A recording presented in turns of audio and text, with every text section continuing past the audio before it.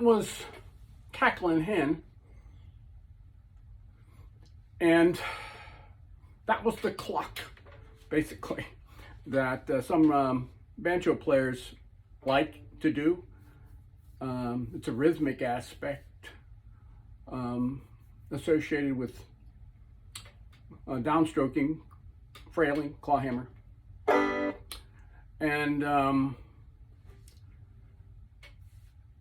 some people like it and some people don't. I kind of like the surprise when it happens, and sometimes when you try to get it, you don't get it. Sometimes you get it really good and sometimes you don't. But, and I find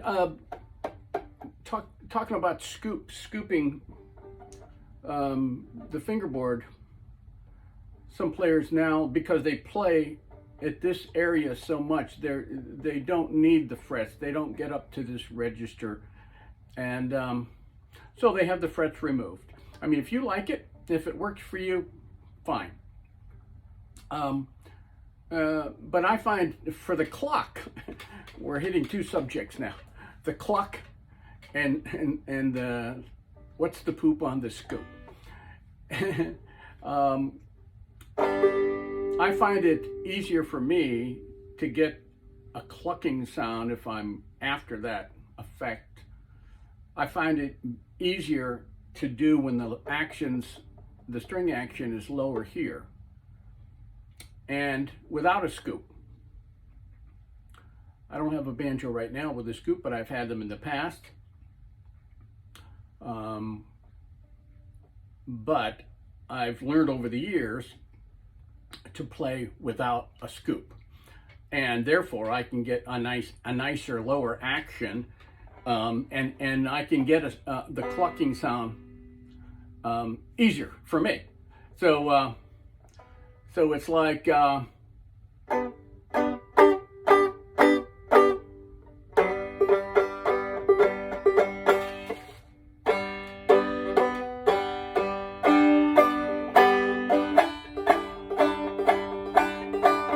so I'm dragging all my fingers for that, dragging all my fingers on the strings, and then the strings are kind of being muffled immediately. I'm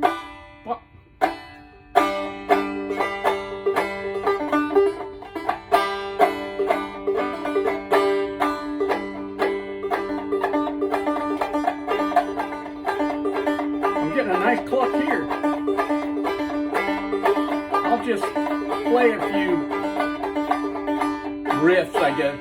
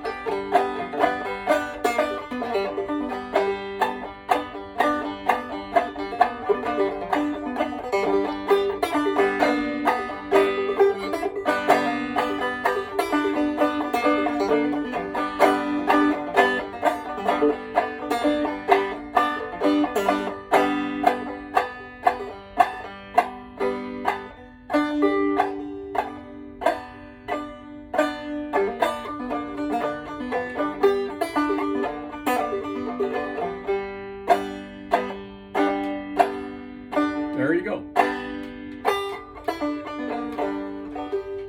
So you can use it or abuse it, which I just did. So anyway, you don't need a scoop, but if you like it, do it. But getting that cluck for me is easier when I have low action with frets here. And I think you tend, for me at least,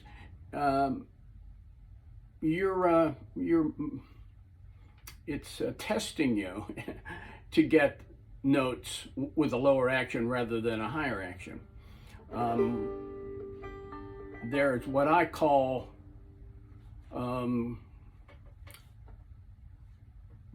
gentle clawhammer, and then heavier clawhammer, where a lot of the note for note downstroking clawhammer banjo players, like the round peak folks, there's very little strumming of, chords or two strings, very little of that. It's always single notes playing to kind of complement the fiddle.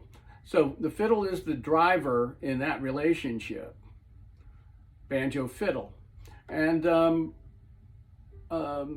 so that with that tradition, round peak tradition and dancing tradition, it's usually the fiddle was the dominant, and the banjo player was basically backing him up for the ensemble, usually guitar, fiddle, banjo, things like that, whatever they had. So it's basically an addition to the music, and the fiddle is the centric guy. But this is what I call, I'm banjo centric in my head, because I don't play in a band, in an old time band, and so I've over the years I've been messing around with being the dominant, the banjo being the guy. So there's room for that, but as a banjo-centric guy, if I'm playing a tune and then I expect, I kind of hope that the fiddle player will realize that, and if he or she isn't comfortable with what I'm doing as a banjo-centric guy, the banjo now is the dominant. The fiddle, he can come in, she could come in, play the fiddle. But if it'll be me that's the dominant. I started this this particular song. So they'll either enjoy what you're doing, or if they're not comfortable with it, they may not join in and offer anything, because that's not in their wheelhouse to do that. They're in a certain other wheelhouse. They're in the round peak wheelhouse, they're in the bluegrass wheelhouse, they're something else. And sometimes, as me as a banjo-centric individual player, for the most part, it would be very difficult for a fiddle player to come in and knowing what I'm going to do, because I have the control now. I might not be, A part twice, B part twice. I might just decide not to do that, or change the rhythm. So that's the power at being a banjo-centric guy. So anyway, and I love it all because I've got ADHD. So, and I like the sound of the banjo. So I like it all, and I've benefited, and you, I think, will also. I've benefited from trying other things. You find out the ones that you love the most, or like the most, or can do, and then you kind of stick with it. And then other things that you don't like, you don't do, or you're in a learning process. I tried classical banjo, and it just didn't take. So, I can pick out a tune. So, but I at least tried that. And my father, who's excellent, was an excellent tenor banjo player, sight read, and played in big bands. He got me lessons from a classical banjo player in 1961 in Washington, D.C. So I was taking classical banjo lessons, reading music, and then I had another teacher come to my house. So both of those did not take, but that's just me, and I am what I am, but I'm not Popeye. Anyway, so, but I've learned by trying other styles that you can, especially for me, I'm a banjo-centric guy, I can mix and match these things within a tune on my own. Now, if you got another fiddle player coming in, he might not know or she might not know what the heck you're doing. So you're just going to have to kind of resign yourself to the fact that you're playing on your own and hope they like it, or they, you know, if they get a little bit of it. So I like to mix and match styles, you know. I'll just, you know, and there's a place if you want to stay with thumb lead or index lead.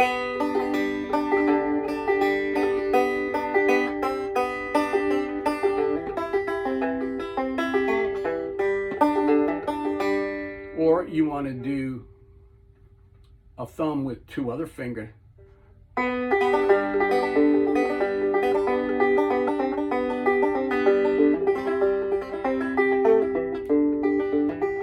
So I mixed a roll in there with the thumb dominant lead.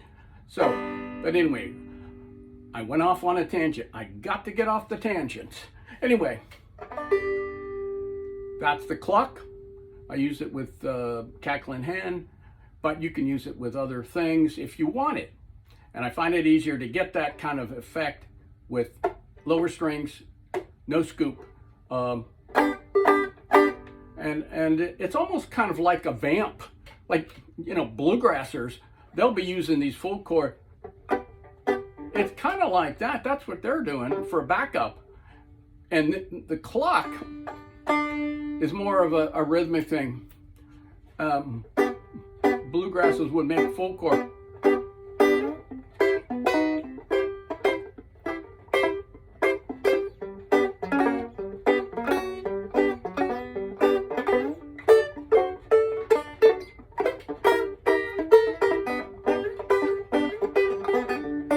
So anyway, it's kind of like what the bluegrassers do.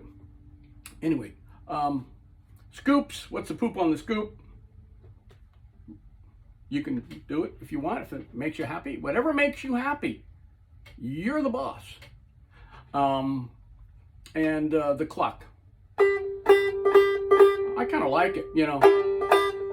If you don't want the Cluck, then I would say, you know, you can play more individual stuff down here. I don't get as much Cluck down there.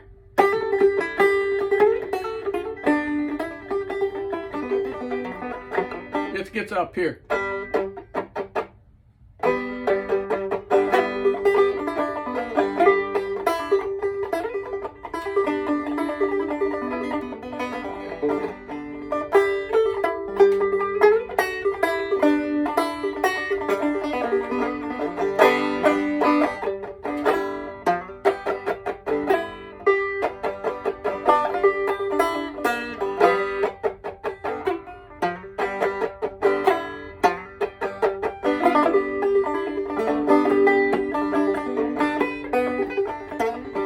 Anyway, that's about the scoop and the Cluck. So anyway, I'm going to try to figure out how am I going to word this on that. You know, I was thinking, WTF, the Cluck. No, I better not do that. Anyway, see you on the flip side. And I think I'm going to do another tune, the next video with a little bit of clucking. And in an open C, I've been working around with Open C, which is kind of a cool thing. So anyway, we'll do something with Open C. I appreciate you subscribing. I don't make any money out of this. I don't, you know, maybe I should, but I don't know. Somebody's got to tell me, hey, how do you make money out of this? I don't. Anyway, I do have some students. I do have some FaceTime students. I don't take too many of them, you know. I'm getting up there. So I've got other interests and trying to get my car fixed. So anyway, but if you're interested in a FaceTime lesson, contact me at banjodaddy@hotmail.com and put banjo in the subject header so I'll know to click it. And anyway, see you on the flip side. Hopefully in the next couple days I'll be in Open C. And then I will show you how one can practice through YouTube. I love these 5-6 minute renditions fiddle tunes, you know, played. There's a great one out there from Clifftop where these wonderful young ladies are sitting down and they're playing this song, you know, about 6 minutes. So if you really want to learn a song, you throw that on and you start playing, and then loop it. So that gives you, you know, another means to learn a tune if you're not a tablature kind of a person, you know, if you're a by ear person and you know the fundamentals of it and you know about, you know, but also straying from the double C. If you're playing in a key of D, then, you know, play the banjo using D. So I got a D and then an A, then a D and a D. I would maybe tune that up to A, but not necessary.